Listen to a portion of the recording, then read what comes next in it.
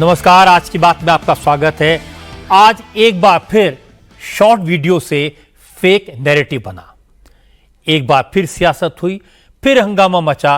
आज कांग्रेस ने अमित शाह पर बाबा साहब अंबेडकर का अपमान करने का आरोप लगाया। अमित शाह ने कांग्रेस को चुनौती दी, मीडिया से अपने भाषण का पूरा वीडियो दिखाने की विनती की। अमित शाह ने आज फिर कांग्रेस का कच्चा चिट्ठा खोला, इतिहास के पन्ने पलटकर बताया कि कांग्रेस ने किस किस वक्त और कांग्रेस के किस किस नेता ने डॉक्टर अंबेडकर का अपमान किया। कांग्रेस ने जगह जगह अमित शाह के खिलाफ आज प्रदर्शन किए। मल्लिकार्जुन खड़गे ने अमित शाह का इस्तीफा मांगा। खड़गे ने कहा, अगर अमित शाह इस्तीफा नहीं देते, अपने बयान के लिए माफी नहीं मांगते तो पूरे देश में आग लग जाएगी।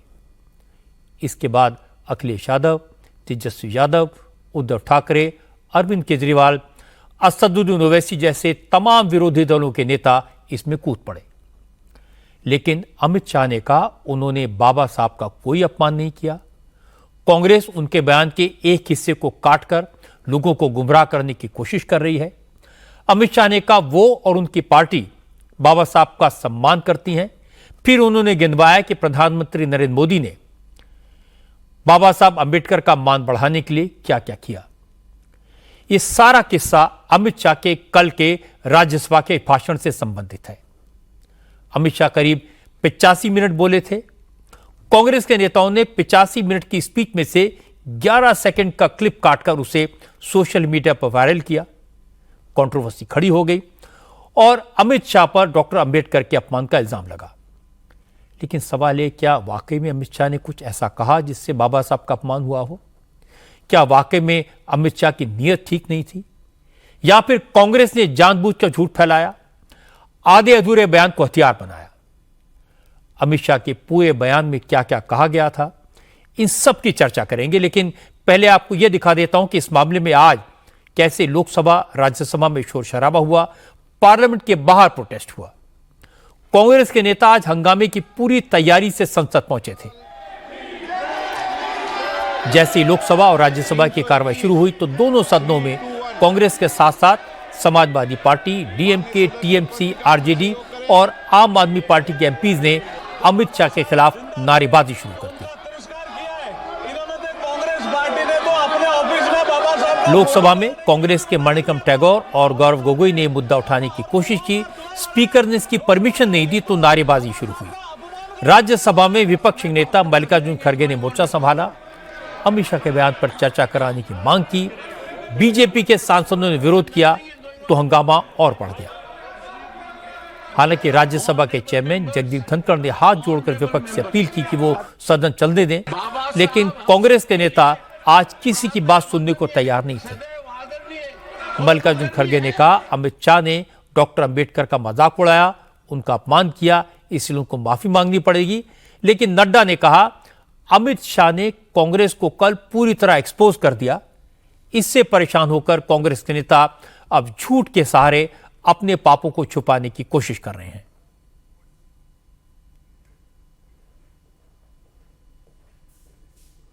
हंगामे के बीच सदन की कार्रवाई स्थगित हो गई तो कांग्रेस के नेताओं ने संसद के बाहर प्रोटेस्ट शुरू किया। राहुल गांधी, प्रियंका गांधी और मल्लिकार्जुन खड़गे के अलावा विपक्ष के कई नेता इस प्रोटेस्ट में शामिल हुए। देश के अलग अलग शहरों में कांग्रेस के कार्यकर्ता अमित शाह के खिलाफ पोस्टर, बैनर लेकर सड़क पर आ गए। दिल्ली में कांग्रेस कार्यकर्ताओं ने अमित शाह के घर का घेराव करने की कोशिश की। राहुल गांधी ने कहा, अमित शाह के बयान से साफ हो गया कि बीजेपी दलित विरोधी और संविधान विरोधी है। अगर यही उनका मजाक उड़ाया सर, हम कोई नया मुद्दा लेके नहीं आए। जो मुद्दा यहां पर अमित शाह ने उठाकर डिस्कशन में वो लाए थे, उन्होंने ये कहा था कि अंबेडकर का इतना आप लोग उठ उठ के बोलते हो। अगर यही उनका मजाक उड़ाया, आपने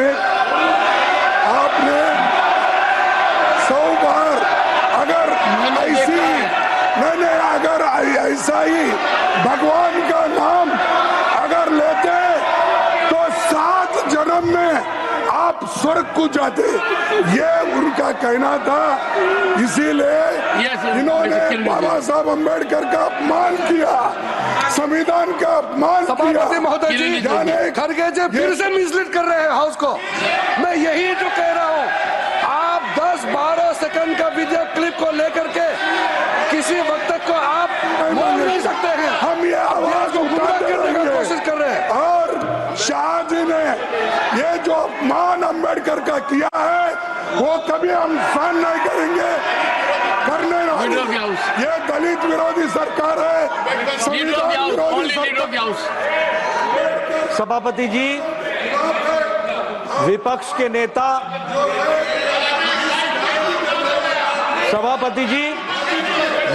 नेता श्री मल्लिकार्जुन खड़गे जी इस वक्तव्य को बोलकर सदन के माध्यम से देश को गुमराह कर रहे हैं। ये कॉन्स्टिट्यूशन के खिलाफ है। ये इन्होंने कहा, ये पहले ही कह रहे थे कि कॉन्स्टिट्यूशन को हम चेंज करेंगे। ये इसके खिलाफ हैं, अंबेडकर जी के खिलाफ हैं, उनकी विचारधारा के खिलाफ हैं। इनका पूरा का पूरा काम अंबेडकर जी ने जो किया और जो कॉन्स्टिट्यूशन है उसको खत्म करने का है, तो सब पूरा देश जानता है। जेपी नड्डा ने और किरेन रिजिजू ने हाउस में खड़े होकर कहा कि 11 सेकंड की वीडियो के आधार पर ऐसा नैरेटिव बनाना गलत है, लेकिन मल्लिकार्जुन खड़गे ने किसी की नहीं सुनी, अमित शाह के इस्तीफे की मांग कर दी। खड़गे ने कहा कि बीजेपी संविधान की जगह मनुस्मृति को लागू करना चाहती है, इसलिए जब जब मौका मिलता है तब तब बीजेपी के नेता बाबा साहब का अपमान करते हैं। खड़गे ने कहा, अगर अमित शाह ने माफी नहीं मांगी, इस्तीफा नहीं दिया, तो देश भर में आग लग जाएगी। ये बात कहकर बाबा साहब का अपमान किया, संविधान का अपमान किया, और वो मंशा जो उनके दिमाग में है कि उनकी जो मनुस्मृति की आइडियोलॉजी है वो, और आरएसएस की आइडियोलॉजी जो है वो दर्शाता है कि वो खुद वो बाबा साहब अम्बेडकर के संविधान को रेस्पेक्ट नहीं देना चाहते हैं। और इस ढंग से अगर वो बात करते रहेंगे, सारे हिंदुस्तान में आग लगेगी कि बाबा साहब अम्बेडकर का अपमान कोई सहन नहीं करेगा। और I demand his resignation, we all the parties demand his resignation and he should apologise to the country. केंद्रीय मंत्री गिरिराज सिंह ने मल्लिकार्जुन खड़गे को करारा जवाब दिया। गिरिराज सिंह ने कहा, अमित शाह ने कांग्रेस के दलित विरोधी कारनामे देश के सामने रख दिए, इसीलिए कांग्रेस के नेता अमित शाह से इतने नाराज हैं। गिरिराज सिंह ने कहा, जो कांग्रेस हमेशा डॉक्टर अंबेडकर को अपमानित करती रही, उसके नेता आज बाबा साहब के नाम की माला जप रहे हैं। ये अमित शाह की कामयाबी है। खड़गे को इस्तीफा मांगने का क्या अधिकार है नौटंकी के सिवा? हमारे यहाँ कहते हैं, चोरी और सीना जोड़ी, जिसने पूरे जिंदगी अंबेडकर को बेइज्जत किया और आज अंबेडकर के रहनुमा बन रहे। बाबा साहेब अंबेडकर अपमानित अगर हुए तो कांग्रेस से हुए। कांग्रेस के कुकर्मों को, कांग्रेस के पाप को देश के सामने अमित शाह जी ने कल राज्यसभा में लाया। जो मंत्रिपरिषद से उनको चुनाव पड़ा, चुनाव में हराने का काम किया, भारत रत्न नहीं दिया, अपने पूरे खानदान को, नेहरू खानदान को भारत रत्न दे दिया। ये कंफ्यूज्ड कांग्रेस है। अब इसको वही अमित भाई कह रहे थे कि आपको अंबेडकर अंबेडकर चिल्लाने का नौटंकी बंद करो तो माफी मांगो। क्योंकि मुद्दा बाबा साहब अंबेडकर से जुड़ा है, संवेदनशील है, इसलिए प्रधानमंत्री नरेंद्र मोदी ने भी इस पर रिएक्ट किया। मोदी ने एक के बाद एक 6 ट्वीट करके कांग्रेस के हर इल्जाम का जवाब दिया। मोदी ने कहा कि कांग्रेस का सड़ा हुआ इकोसिस्टम एक झूठ फैलाकर बीजेपी को बदनाम करने की कोशिश कर रहा है, लेकिन कांग्रेस के इरादे सफल नहीं होंगे। मोदी ने लिखा, कांग्रेस ने डॉक्टर अंबेडकर का हमेशा अपमान किया, उन्हें नेहरू की कैबिनेट से निकाला गया, चुनाव हराया गया, उनकी समाधि तक नहीं बनने दी गई। मोदी ने कहा कि कांग्रेस को बाबा साहब से इतनी चिढ़ थी कि उन्हें भारत रत्न का सम्मान नहीं दिया गया, उनका पोर्ट्रेट संसद में नहीं लगने दिया गया। प्रधानमंत्री ने कहा कांग्रेस ने हमेशा दलितों को दबाया, दलितों के बड़े बड़े हत्याकांड कांग्रेस के राज में हुए। दूसरी तरफ बीजेपी ने हमेशा बाबा साहब के आदर्शों को अपनाया, उन्हें सम्मान दिया। मोदी ने कहा डॉक्टर अंबेडकर को भारत रत्न तब मिला जब देश में बीजेपी के सपोर्ट वाली सरकार थी। मोदी ने कहा कि बाबा साहब के आदर्शों पर चलकर उन्होंने स्वच्छ भारत मिशन और प्रधानमंत्री आवास योजनाओं जैसे कार्यक्रम चलाकर दलित समाज को सम्मान देने का प्रयास किया है। लेकिन मसला दलितों की भावना से जुड़ा है, इसलिए विरोधी दलों के दूसरे नेताओं ने कांग्रेस की लगाई आग में हाथ सेकने की कोशिश की। दिल्ली में अरविंद केजरीवाल की पार्टी कांग्रेस के खिलाफ चुनाव लड़ रही है, लेकिन इस मुद्दे पर केजरीवाल ने कांग्रेस का सपोर्ट करने में देर नहीं लगाई। अमित शाह के खिलाफ बैनर पोस्टर लेकर बीजेपी हेडक्वार्टर का घेराव करने पहुंच गए। जब पुलिस ने आगे बढ़ने से रोक दिया तो केजरीवाल रास्ते में ही सड़क पर बैठ गए। कहा कि अमित शाह ने बाबा साहब की इंसल्ट करके अच्छा नहीं किया, देश की जनता उनको माफ नहीं करेगी। जिस तरह से प्रधानमंत्री जी अमित शाह जी के समर्थन में उतर आए, उससे ऐसा लगता है कि जो कल अमित शाह जी ने कहा था वो भारतीय जनता पार्टी की एक सोची हुई रणनीति थी, जिसके तहत संसद में बाबा साहब अम्बेडकर का अपमान किया गया। भारतीय जनता पार्टी बाबा साहब अम्बेडकर के खिलाफ है, संविधान के खिलाफ है, और अब बीजेपी के जितने समर्थक हैं उनको तय करना पड़ेगा, या तो वो बीजेपी के साथ हैं या बाबा साहब अम्बेडकर के साथ हैं। मौका था तो उद्धव ठाकरे भी अमित शाह से पुराना हिसाब बराबर करने मैदान में कूद गए। आदित्य ठाकरे अपनी पार्टी के कार्यकर्ताओं के साथ दीक्षा भूमि पहुंचे, बाबा साहब को श्रद्धांजलि दी और कहा उन्होंने बीजेपी के पापों के लिए बाबा साहब से माफी मांगी है। इसके बाद उद्धव ठाकरे ने कहा कि अमित शाह ने बाबा साहब का अपमान करके बड़ी गुस्ताखी की है। अब नीतीश कुमार, चंद्रबाबू नायडू, एकनाथ शिंदे, अजित पवार के अलावा रामदास अठावले जैसे नेता बताएं क्या वो डॉक्टर अंबेडकर का अपमान करने वाली बीजेपी को सपोर्ट देते रहेंगे। जिस तरीके से कल अमित शाह राज्यसभा में उन्होंने कहा, एक गुस्ताखी की उन्होंने। आप होते कौन हो? इन्होंने संविधान हमें दिया, उनका अपमान जिस तरीके से भाजपा कर रही है वो हमें तो मंजूर नहीं है। और इसलिए अब क्या भाजपा और राष्ट्रीय स्वयंसेवक संघ अमित शाह जी के ऊपर कुछ कार्रवाई करने वाले हैं, या उन्होंने खुद कहा था अमित शाह जी को कि ये बात कहो? अब ये देखना होगा। और मैं तो कहता हूं कि बाकी सारे जो पार्टियां हैं जिन्होंने भाजपा को समर्थन दिया है, वो चाहे चंद्रबाबू हो या नीतीश कुमार हो या महाराष्ट्र में हमारे गद्दार लोग हैं और अजित पवार है, क्या उनको भी ये मंजूर है? रामदास आठवले जी इसके बावजूद भी अब उनके कैबिनेट में रहने वाले, जिस कैबिनेट में अमित शाह है। जब चारों तरफ से हमले होते रहे तो देर शाम अमित शाह मीडिया के सामने आए, जो थोड़ा अनयूजुअल है।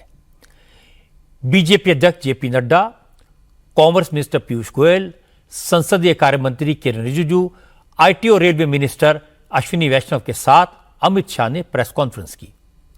अमित शाह ने कहा कि कांग्रेस ने उनके बयान को तोड़ मरोड़ कर पेश किया। उन्होंने कभी बाबा साहब का अपमान नहीं किया, उल्टा कांग्रेस ने सैकड़ों बार बाबा साहब अम्बेडकर का अपमान किया और इन सारी बातों के सबूत और दस्तावेज मौजूद हैं। अमित शाह ने कहा कि कांग्रेस ने बाबा साहब को चुनाव हरवाया, कैबिनेट से इस्तीफा देने के लिए मजबूर किया, बाबा साहब के निधन के बाद उनका एक स्मारक तक नहीं बनने दिया। ये सारी बातें ऐतिहासिक सच हैं और कांग्रेस ने झुठला नहीं सकती। अमित शाह ने कहा कि अब उन्होंने संविधान पर चर्चा के दौरान कांग्रेस का असली चेहरा देश के सामने रख दिया तो कांग्रेस के नेता बौखला गए और डर्टी ट्रिक अपनाकर उन्हें बदनाम करने में जुट गए। अमित शाह ने कहा उनके भाषण का एक छोटा सा हिस्सा काटकर कांग्रेस के इकोसिस्टम ने पूरे देश में फैलाकर जनता को गुमराह करने की कोशिश की, लेकिन देश जानता है कि बीजेपी कभी सपने में भी बाबा साहब के अपमान की बात नहीं सोच सकती, क्योंकि चाहे जनसंग्रह हो या बीजेपी, दोनों ने हमेशा डॉक्टर अंबेडकर को मान दिया, सम्मान दिया, उनके आदर्शों को सिर माथे लगाया। अमित शाह ने कहा कि वो अब चुप नहीं बैठेंगे, कांग्रेस के खिलाफ लीगल एक्शन भी लेंगे। मेरी पूरी बात बहुत स्पष्टता के साथ, कोई कंफ्यूजन के बगैर राज्यसभा के रिकॉर्ड पर है। मेरे बयान को तोड़ मरोड़ कर पेश किया गया। मैं वो पार्टी से आता हूं जो पार्टी कभी अंबेडकर जी का अपमान नहीं कर सकती। जिन्होंने जीवन भर बाबा साहब का अपमान किया, जिन्होंने जीवन भर बाबा साहब के सिद्धांतों को दरकिनार किया, जिन्होंने जब तक सत्ता में रहे बाबा साहब को भारत रत्न मिलने नहीं दिया, जिन्होंने जब तक सत्ता पर रहे आरक्षण के सिद्धांतों की धज्जियां उड़ाई, वो लोग आज बाबा साहेब आंबेडकर के नाम पे भ्रांति फैलाना चाहते हैं। कांग्रेस ने सार्वजनिक जीवन में ये जो पद्धति की है कि बयानों को तोड़ मरोड़ कर पेश करना, हो हल्ला मचाना और भ्रांति खड़ी करना। पहले उन्होंने नरेंद्र मोदी जी के भी एडिटेड बयानों को सार्वजनिक किया। चुनाव जब चल रहा था, मेरे बयान को एआई का उपयोग कर एडिट किया गया और पूरे देश में इसको प्रसारित करने का घृणित काम किया गया। और आज अंबेडकर जी के लिए मेरी बात को तोड़ मरोड़ कर वो पेश कर रहे हैं।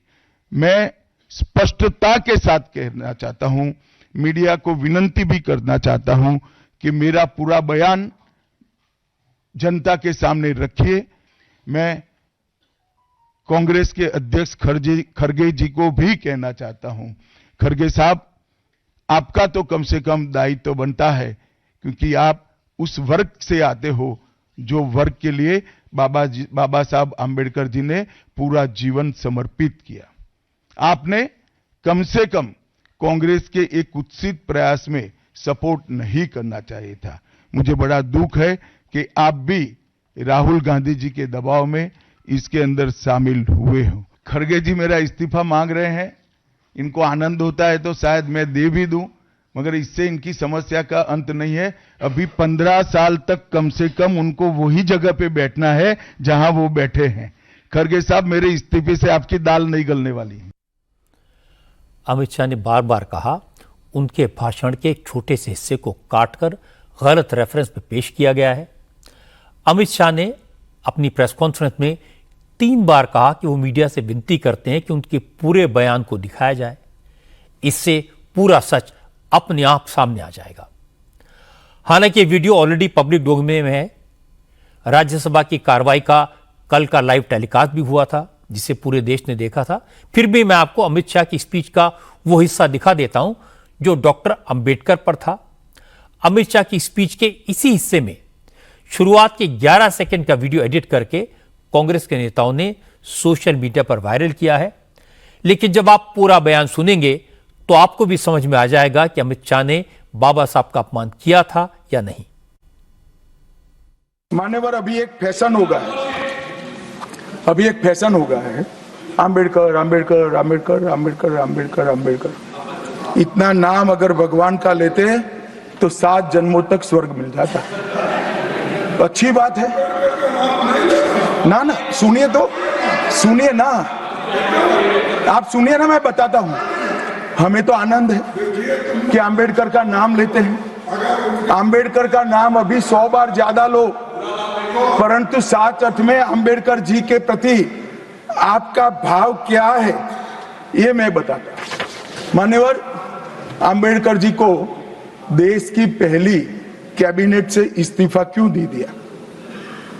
आंबेडकर जी ने कई बार कहा कि अनुसूचित जातियों और जनजातियों से हुए व्यवहार से मैं असंतुष्ट हूं, सरकार की विदेश नीति से मैं असहमत हूं और आर्टिकल 370 से मैं असहमत हूं। इसलिए वो छोड़ना चाहते थे। उनको आश्वासन दिया गया, आश्वासन पूरा नहीं हुआ। उन्होंने इग्नोरेंस के चलते इस्तीफा दे दिया।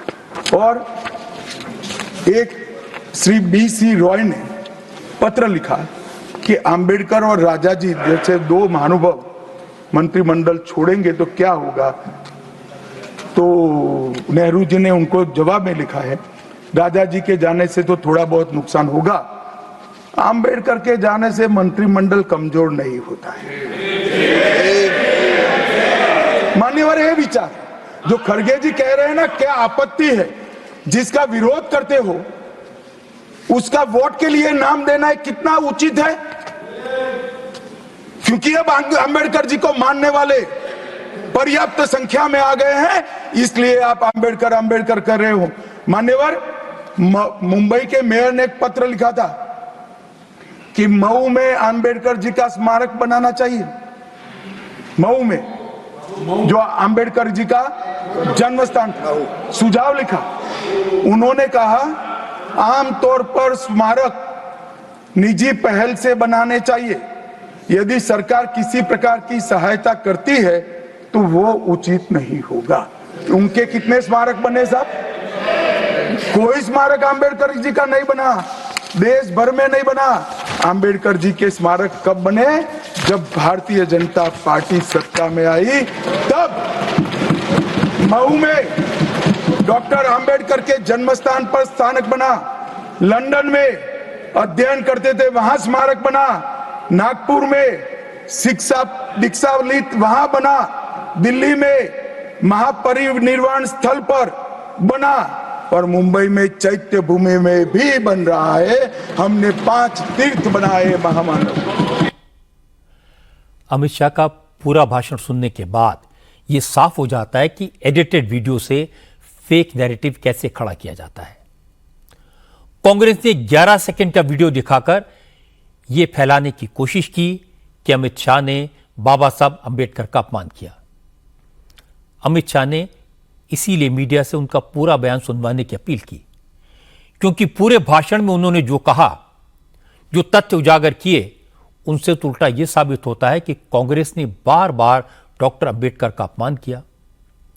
वैसे ये कोई सीक्रेट नहीं है कि डॉक्टर अंबेडकर के पंडित नेहरू से नीतिगत मतभेद थे, यह इतिहास में दर्ज है।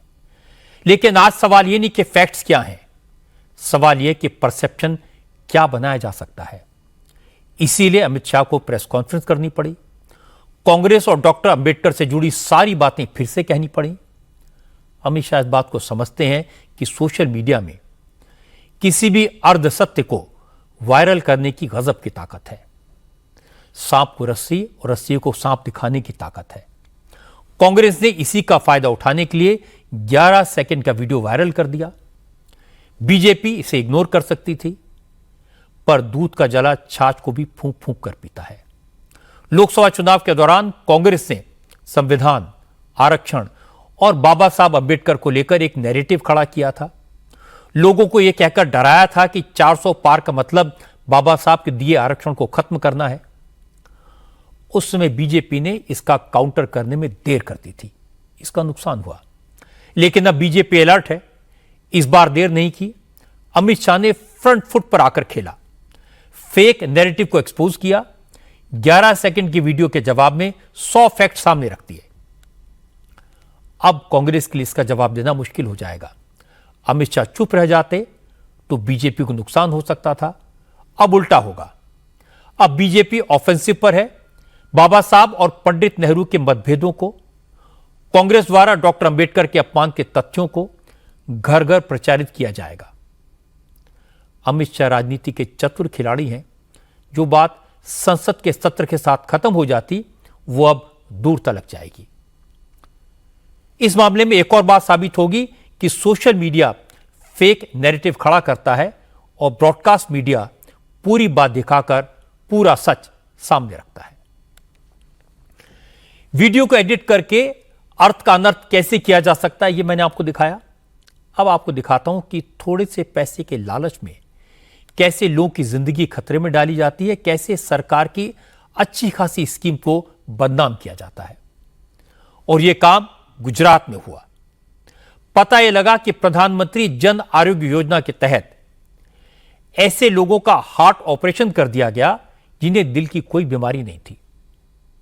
जो ठीक ठाक थे उनकी एंजियोप्लास्टी कर दी गई और आयुष्मान योजना के तहत सरकार से करोड़ों रुपए वसूल लिए गए। इस चक्कर में 2 लोगों की मौत हो गई, 7 लोगों की जिंदगी खतरे में पड़ गई। हमारे संवाददाता निर्णय कपूर का कहना है कि अहमदाबाद पुलिस की क्राइम ब्रांच ने एक गिरोह के 8 लोगों को गिरफ्तार किया है, जो 1500 रुपए लेकर 15 मिनट में किसी का भी आयुष्मान कार्ड बना देते थे। इस रैकेट में हॉस्पिटल का मालिक, हॉस्पिटल के डॉक्टर, आयुष्मान कार्ड बनाने के लिए ऑथोराइज वेंडर सब मिले हुए थे। निर्णय ने बताया कि अहमदाबाद का हॉस्पिटल चेकअप कैंप लगाता था। चेकअप के बाद अच्छे खासे इंसान को मरीज बताकर हॉस्पिटल में जांच के लिए भेजा जाता था। अगर आयुष्मान कार्ड है तो तुरंत आईसीयू में भर्ती करके सेहतमंद इंसान का ऑपरेशन कर दिया जाता था, और अगर आयुष्मान कार्ड नहीं है तो इमरजेंसी बताकर पहले आयुष्मान कार्ड बनवाया जाता और उसके बाद ऑपरेशन होता। फिर सारे बिल सरकार को भेजकर पैसा निकाल लिया जाता था। अब तक ये गिरोह कम से कम 3000 आयुष्मान कार्ड बना चुका है।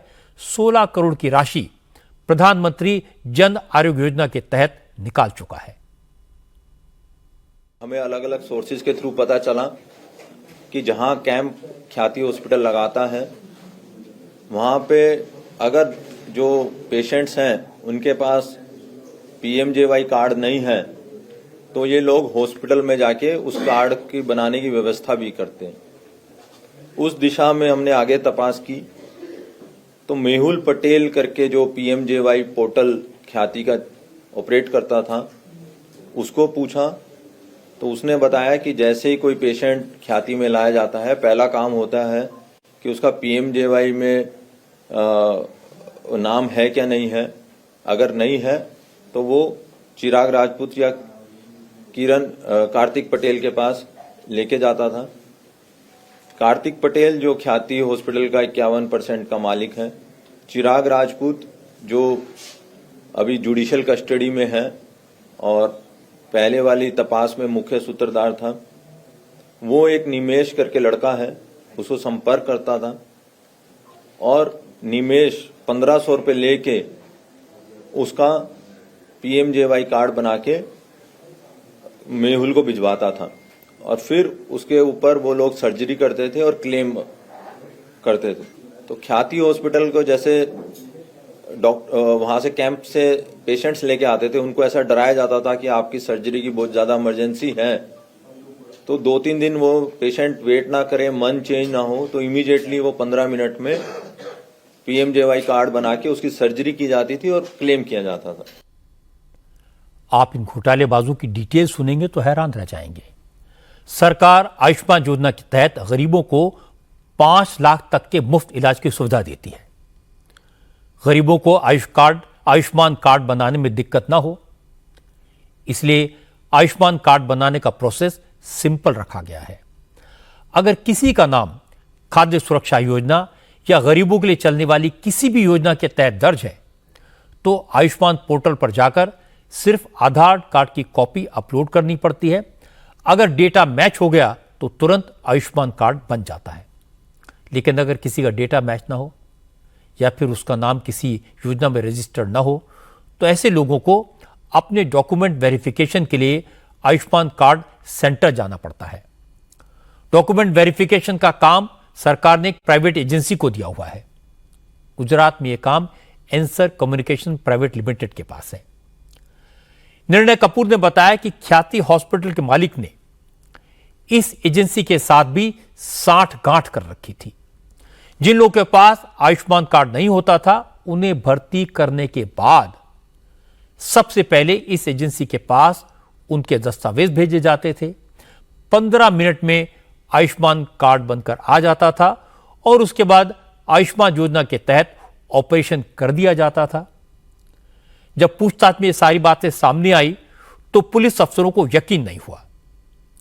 क्राइम ब्रांच के जॉइंट कमिश्नर शरद सिंगला ने कहा उन्होंने आरोपियों की कहानी का सच जानने के लिए अपना आयुष कार्ड बनवाने को कहा, तो आरोपियों ने 15 मिनट में जॉइंट कमिश्नर का आयुष्मान कार्ड बनाकर दे दिया।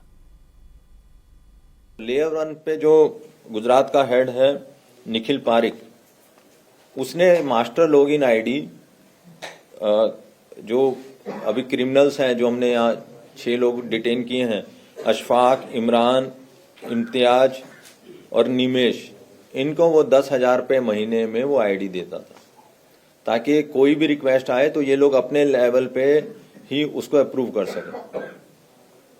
अभी तक निमेश के मोबाइल और लैपटॉप से 3,000 तक के कार्ड का डाटा मिला है। जैसा कि मैं बताना चाहूँगा कि जब ये परसों हमने इससे डेमो देखा कि भाई जो लोग एलिजिबल नहीं हैं उनका भी कार्ड बन सकता है क्या नहीं बन सकता, तो इन्होंने मेरा कार्ड भी बना के दिया, जबकि मेरा कोई क्राइटेरिया नहीं है, पर 15 मिनट में मेरा कार्ड बन के ये आ गया और मैंने अब लिख भी दिया कि ये डाटाबेस में मेरा नाम हटाया जाए।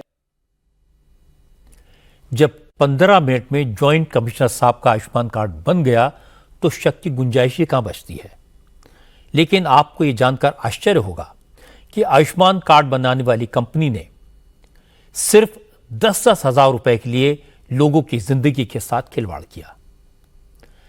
अहमदाबाद के जॉइंट कमिश्नर शरद सिंघल ने बताया कि लेवल 1 के अप्रूवल का काम जिस एंसर कम्युनिकेशन प्राइवेट लिमिटेड को दिया गया था, इसी कंपनी के कर्मचारी निखिल पारिक ने अपना लॉगिन आईडी और पासवर्ड 4 लोगों को दिया हुआ था और इसके बदले में उनसे हर महीने 10-10 हजार रुपए लेता था। इन 4 लोगों में से एक शख्स है निमेश डोडिया।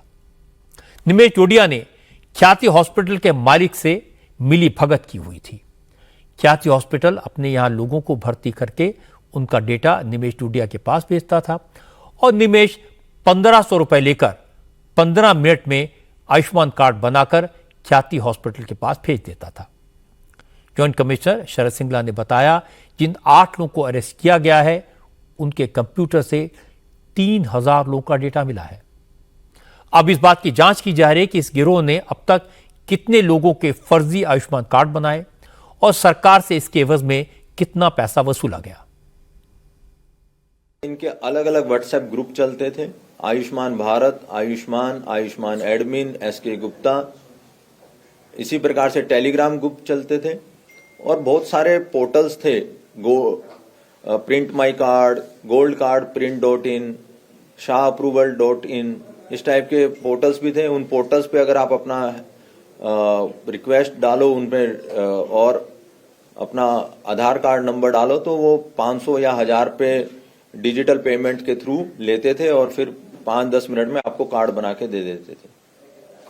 टोटल 3,000 कार्ड जो मिले हैं और अभी बाकी आरोपियों का भी डाटाबेस हमने अभी सर्च करवाना बाकी, और बहुत सारा डाटा जैसे ख्याति की जब से तपास शुरू हुई थी इन लोगों ने मोबाइल और लैपटॉप में बहुत सारा डाटा डिलीट किया।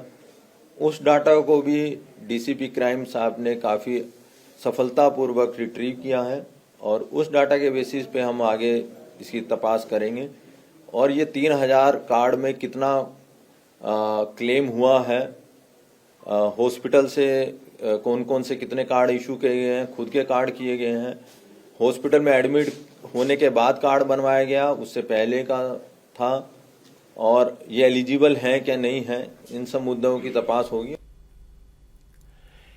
अहमदाबाद पुलिस ने इस पूरे मामले की जानकारी केंद्र सरकार के साथ शेयर की।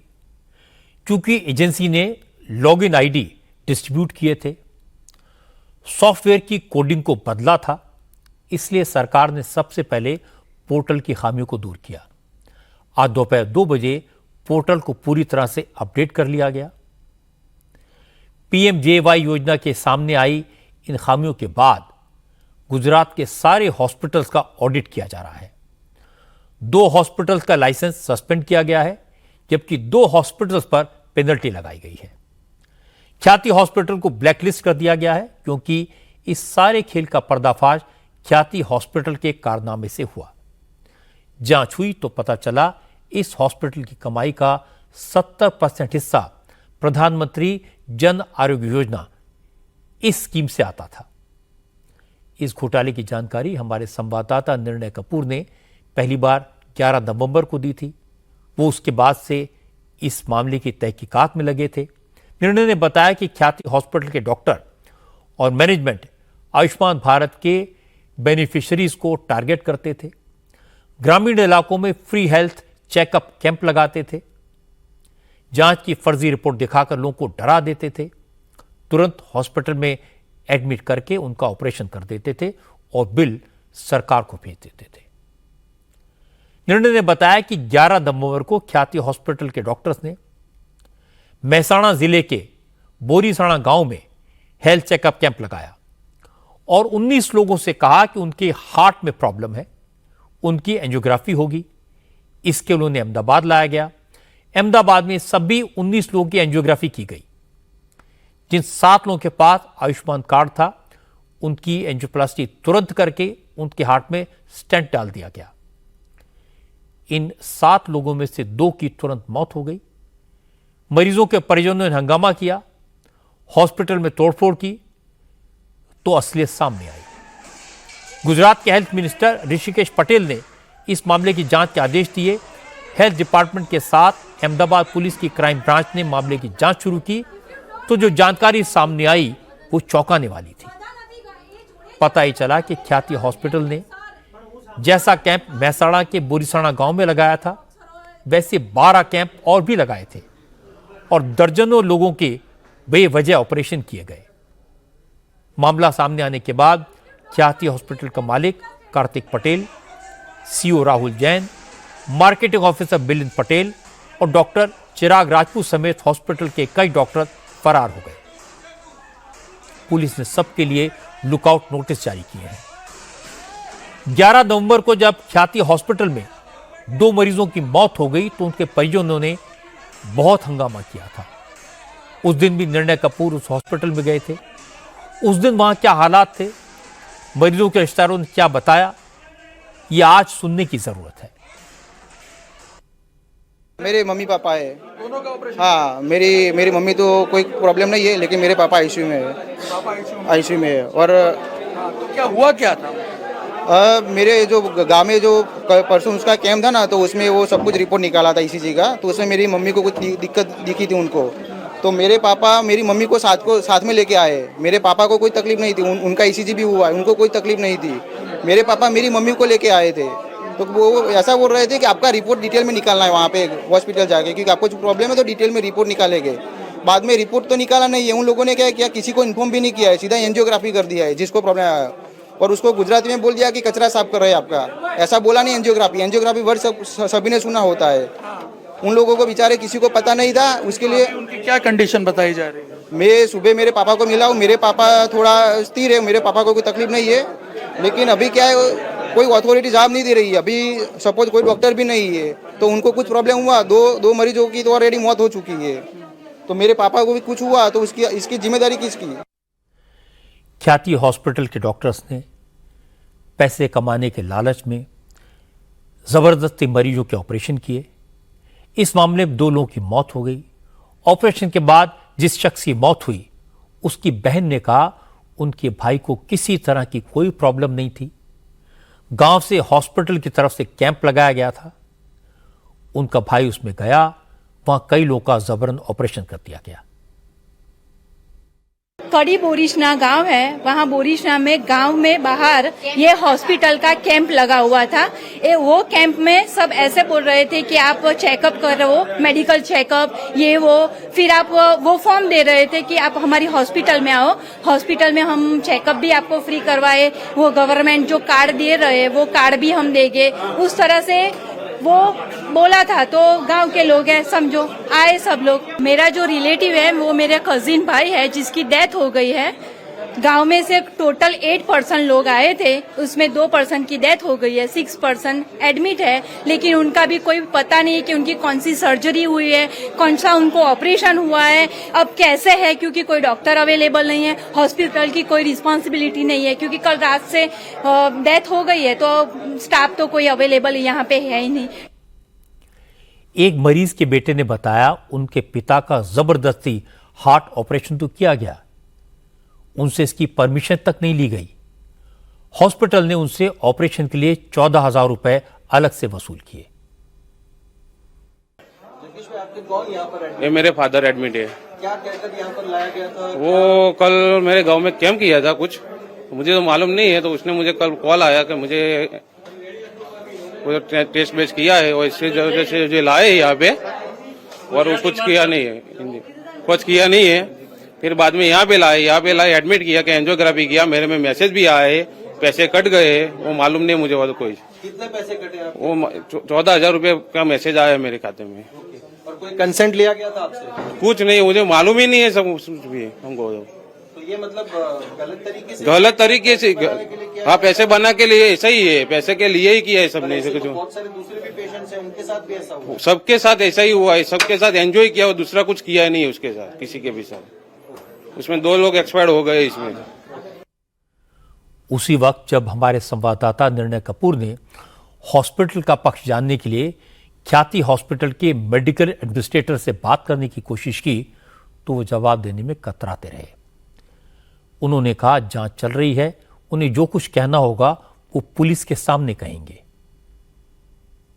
मेडिकल एडमिनिस्ट्रेटर है आपके हॉस्पिटल, तो ये इतना बड़ा जो ये देखो, ये अभी मेरा पुलिस इंक्वायरी चल रही है। आप यहाँ पे क्या कर रहे हैं?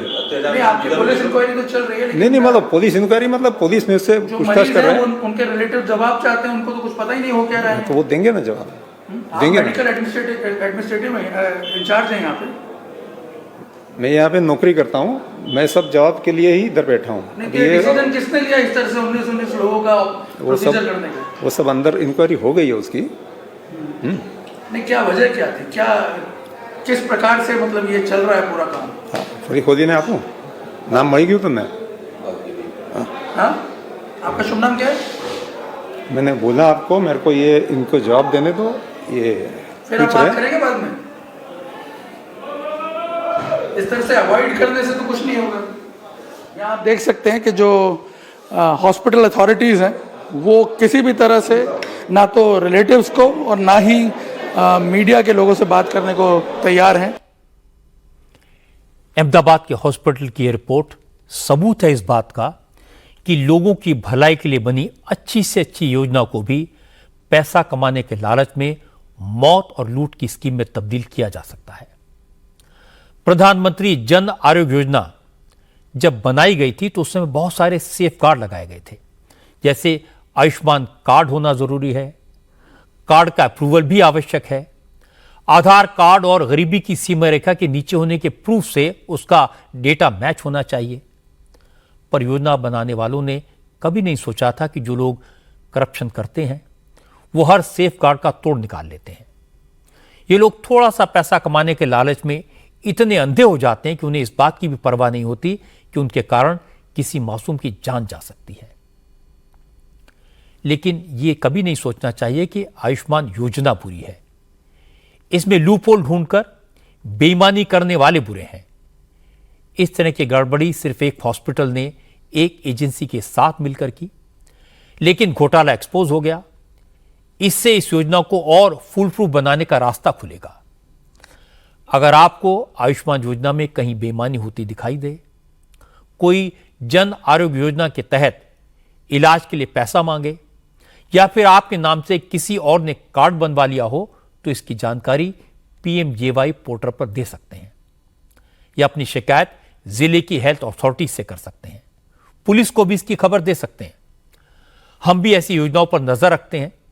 जब भी जहां भी कोई गड़बड़ होती है तो उसे एक्सपोज करते हैं। अगर आप और हम मिलकर घोटाला करने वालों पर नजर रखेंगे तो सरकार की अच्छी योजनाओं का लाभ उन लोगों तक पहुंच सकेगा जिन्हें ऐसी योजनाओं की सबसे ज्यादा जरूरत है। सुप्रीम कोर्ट ने आज अनशन पर बैठे किसान नेता जगजीत सिंह डल्लेवाल की सेहत को लेकर चिंता जताई। कोर्ट ने कहा कि पंजाब सरकार किसी भी कीमत पर डल्लेवाल का इलाज करवाए। आज सुप्रीम कोर्ट में 10 महीने से बंद हरियाणा पंजाब के शंभू बॉर्डर को खोलने की पिटीशन पर सुनवाई हुई। जस्टिस सूर्यकांत और जस्टिस उज्जवल भुइयां की डबल बेंच ने सबसे पहले 23 दिन से भूख हड़ताल पर बैठे किसान मोर्चे के नेता जगजीत सिंह डल्लेवाल की सेहत के बारे में पूछा। पंजाब सरकार के वकील ने कोर्ट को बताया कि डल्लेवाल मेडिकल टेस्ट के लिए तैयार नहीं है। इस पर कोर्ट ने कहा कि इस मामले में राज्य सरकार को कुछ करना तो चाहिए। कोर्ट ने किसानों से भी कहा उन्हें भी अपने नेता की जान बचाने में सरकार की मदद करनी चाहिए। कोर्ट ने राज्य सरकार से कहा जैसे भी हो डल्लेवाल का इलाज कराएं और कल कोर्ट में इसकी जानकारी दें। अनशन पर बैठे जगजीत सिंह डल्लेवाल की हालत गंभीर हो गई है। डॉक्टर्स के मुताबिक डल्लेवाल को मल्टी ऑर्गन फेलियर का खतरा है। डल्लेवाल कैंसर के पेशेंट हैं। अनशन की वजह से उनका ब्लड प्रेशर लो हो गया है। 23 दिन से वो सिर्फ पानी पी रहे हैं। सुनवाई के दौरान पंजाब सरकार के वकील ने कोर्ट को यह भी जानकारी दी कि सुप्रीम कोर्ट की कमेटी से मिलने से किसानों ने इनकार कर दिया है। इस पर सुप्रीम कोर्ट ने कहा अगर किसान सुप्रीम कोर्ट की बनाई कमेटी से बात नहीं करना चाहते तो वो सीधे सुप्रीम कोर्ट आ सकते हैं। कोर्ट उनकी बात सुनने के लिए तैयार है। अब इस मामले में अगली सुनवाई कल 2 बजे होगी। लेकिन किसान संगठन सुप्रीम कोर्ट की बात सुनने को तैयार नहीं है। किसानों ने आज पंजाब में 3 घंटे तक ट्रेनों को रोक दिया। मोगा, फरीदकोट, गुरदासपुर, जालंधर, होशियारपुर, फिरोजपुर, पटियाला और संगरूर में किसान पटरियों पर आकर बैठ गए। आंदोलन कर रहे किसानों का कहना है कि कल से आंदोलन और तेज किया जाएगा और अगर डल्लेवाल को कुछ हुआ तो इसकी जिम्मेदारी सरकार की होगी। आज जगजीत सिंह डल्लेवाल जी के अमर अनशन को 23वां दिन हो चला है और उनके हालात बहुत गंभीर हैं। पर लेकिन सरकार क्या कर रही है कि बातचीत करने की जगह वो एक ड्राफ्ट लेकर आई है national policy framework agriculture marketing के ऊपर लेकर। ये वही 3 काले कानून हैं जिनको बैकडोर से फिर से एंटर करवाया जा रहा है। मोदी सरकार का जो अहंकार है और जगजीत सिंह डल्लेवाल जी का त्याग और समर्पण का अब बिल्कुल आर पार की जंग में हो चुका है, क्योंकि उनकी तबीयत हर रोज खराब होती जा रही है। कल 12 बजे हरियाणा की खापें मिलकर किसान आंदोलन 2 के पक्ष में एक बड़ी घोषणा किसान भवन में 12 बजे सही करेंगे। किसानों की डिमांड, किसानों का प्रोटेस्ट अपनी जगह है, ये किसानों का अधिकार है, लेकिन जगजीत सिंह डल्लेवाल की सेहत का ध्यान रखना सबसे ज्यादा जरूरी है। सुप्रीम कोर्ट ने भी यही कहा है कि सरकार पहले उनका इलाज करवाए, उन्हें किसी तरह का नुकसान ना हो, यह इंश्योर किया जाए। और किसानों को तो सुप्रीम कोर्ट ने यह भी कहा अगर वो चाहें तो सुप्रीम कोर्ट में आकर सीधे अपनी बात कह सकते हैं। मुझे लगता है कि किसान नेताओं को जगजीत सिंह डल्लेवाल को अनशन वापस लेने के लिए मनाना चाहिए और अब सुप्रीम कोर्ट में आकर अपनी बात कहनी चाहिए। चलते चलते मैं आपको मुंबई में हुए एक भयानक हादसे के बारे में बता दूं। गेटवे ऑफ इंडिया से एलिफेंटा जा रही एक बोट एक्सीडेंट का शिकार होकर डूब गई। इस हादसे में 13 लोगों की मौत हो गई है और 2 लोग गंभीर रूप से घायल। नील कमल नाम की यह फेरी टूरिस्ट को लेकर गेटवे ऑफ इंडिया से एलिफेंटा केव्स की तरफ जा रही थी। तभी नेवी की स्पीड बोट ने टूरिस्ट से भरी इस बोट को जोरदार टक्कर मारी। पता यह लगा कि नेवी की स्पीड बोट के इंजन की टेस्टिंग हो रही थी। इस दौरान नेवी की बोट कंट्रोल से बाहर हो गई और फेरी से टकरा गई। जिस वक्त हादसा हुआ उस वक्त आसपास दूसरी बोट्स भी मौजूद थी जो हादसे के तुरंत बाद डूब रही बोट के पास पहुंच गई। इसलिए समंदर में डूब रहे 101 लोगों को बचा लिया गया, लेकिन इस हादसे में 13 लोगों की दुर्भाग्यपूर्ण मौत हो गई। हादसे में जान गंवाने वालों में 10 सिविलियन और 3 नेवी के सैनिक हैं। रेस्क्यू ऑपरेशन अभी भी चल रहा है। मुख्यमंत्री देवेंद्र फडणवीस मौके पर गए, हालत का जायजा लिया, घायलों के इलाज के निर्देश दिए।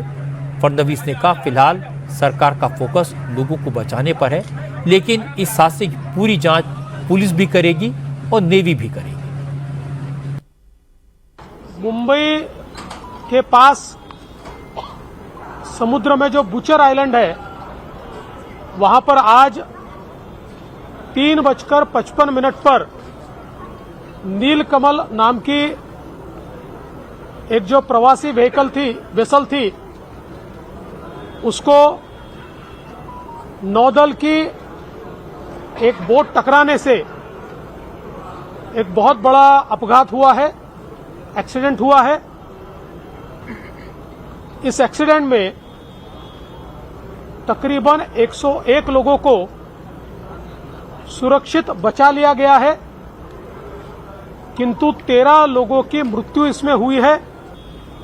इन 13 लोगों में 10 सिविलियंस है और 3 नेवी के लोग हैं जिनकी मृत्यु हुई है। इस पूरे मामले में अचरज की बात यह है कि नेवी की बोट के इंजन की टेस्टिंग ऐसी जगह क्यों हो रही थी जो टूरिस्ट से भरी बोट का रूट है।